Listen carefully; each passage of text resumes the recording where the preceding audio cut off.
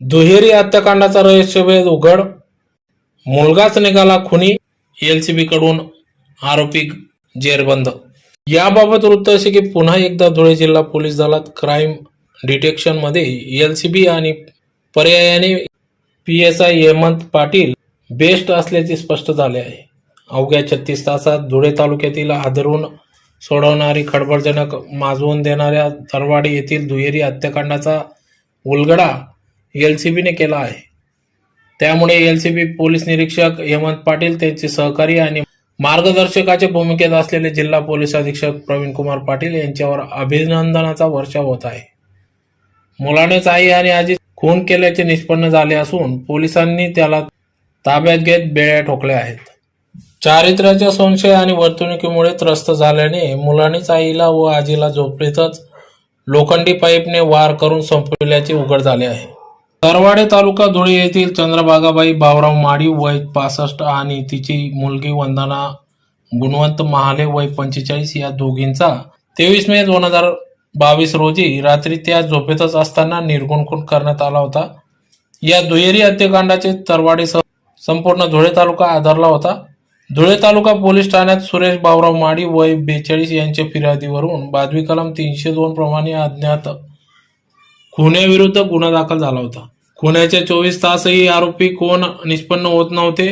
खुन्याच्या तपासासाठी 24 तास उलटून गेल्यावर देखील आरोपी निष्पन्न होत नव्हते। वंदना महाले ही सासरी मतभेद झाल्याने आईकडे राहायला आली होती। तिची आई चंद्रभागाबाई या मुलापासून वेगळ्या राहत होत्या। उपजीविकेसाठी त्या चहाची टपरी चालवत होत्या। मुलीला शेती देण्यावरून तिचे मुले आणि तिच्या मुलांमध्ये वाद होते अशी माहिती खुनाच्या घटनेनंतर पुढे आली होती। त्या पार्श्वभूमीवर पोलिसांनी तिच्या एका मुलाला ताब्यातही घेतले, मात्र त्यातून फार काही हाती आले नाही। या दुहेरी हत्याकांडाच्या गंभीर स्वरूपाच्या गुन्ह्यातील उकल होण्यासाठी पोलीस अधीक्षक प्रवीण कुमार पाटील यांनी एलसीबी पोलीस निरीक्षक हेमंत पाटील यांना आदेशित केले।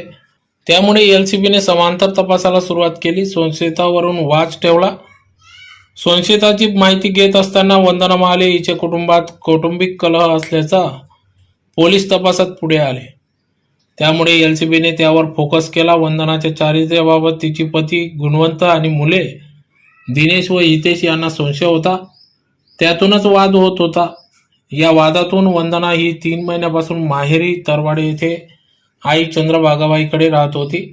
वंदना हिला पती गुणवंत महाले आणि मुलांनी सासरी येण्यासाठी मध्यस्थांमार्फत प्रयत्न देखील केले, मात्र ते अपयशी ठरले। चंद्रभागाबाई या आपल्या मुलीला वंदना हिला सासरी पाठवण्यासाठी संमती देत नव्हती। त्यामुळे खुनाचे धागेदोरे वंदनाच्या सासऱ्याच्या दिशेकडे असावे हे पक्के झाले।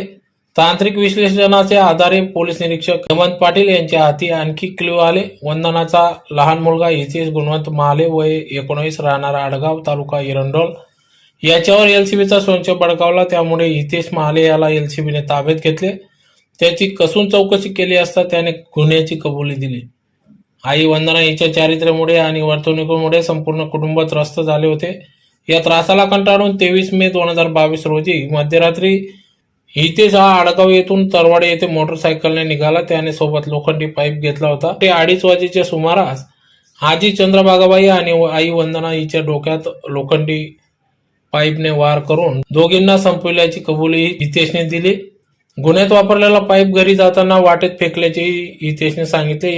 या पाईपचा पोलीस शोध घेत असून तसेच हितेशने गुन्ह्यात वापरलेली MH18 AB 8428 क्रमांकाची 20,000 रुपये किमतीची दुचाकी पोलिसांनी ताब्यात घेतली असून पोलीस अधीक्षक प्रवीण कुमार पाटील, अप्पर पोलीस अधीक्षक डॉक्टर प्रशांत बादशाव यांच्या मार्गदर्शनाखाली पोलीस निरीक्षक Hemant Patil, API Prakash Patil, PSI Balasaheb Surenchi, PSI Yogesh Raut, head constable Sanjay Patil, Prabhakar Baisane, Rafiq Pathan, police Naik Yogesh Chavan, Gautam Sapkale, Rahul Sanap, Kamlesh Surenchi, Rahul Giri, Sunil Patil अशांनी सदरची कारवाई केली।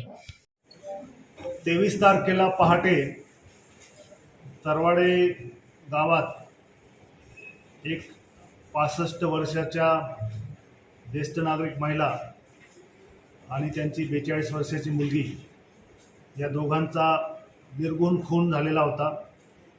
त्या झोपेतच असताना खाटेवरच त्यांना मारण्यात आलेलं होतं।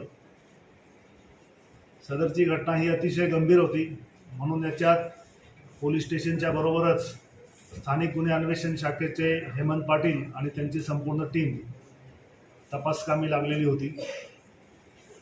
याच्यामध्ये घटनास्थळी भेट केल्यानंतर कौटुंबिक कलहाचं कारण समोर येत होतं आणि तांत्रिक तपास आणि इतर तपासांच्या आधारे त्याला दुजोराही मिळाला. आणि ह्या घटनेमध्ये ज्या 65 वर्षाच्या ज्येष्ठ नागरिक महिला आहेत त्यांचा नातू आणि दुसऱ्या ज्या मयत त्यांची मुलगी आहे त्यांचा मुलगा असा हा आरोपी निष्पन्न झालेला आहे. आरोपीचं वय 22 वर्ष आहे. त्याने घरातील कौटुंबिक कलहाच्या वेगवेगळ्या कारणांमुळे आपल्या आईचा आणि आजीचा खून केलेला आहे. त्याने गुन्ह्याची कबुली दिलेली आहे. त्याला अटक करण्यात आलेली आहे आणि आता पुढील तपास सुरू आहे. त्याही बाबी निष्पन्न झालेल्या आहेत, परंतु त्या यथावकाश आपल्याला सांगितलं जातं. सर अजून काही याच्यामध्ये क्लिअर झालेलं आहे, बऱ्याचशा गोष्टी क्लिअर झालेल्या आहेत. तांत्रिक तपास आणि इतर बाकीचे दोघे जोडून आलेले आहेत आणि आरोपीने त्या सगळ्या बाबींना दुजोरा दिलेला आहे. तपासात तसे पुरावे देखील मिळालेले आहेत.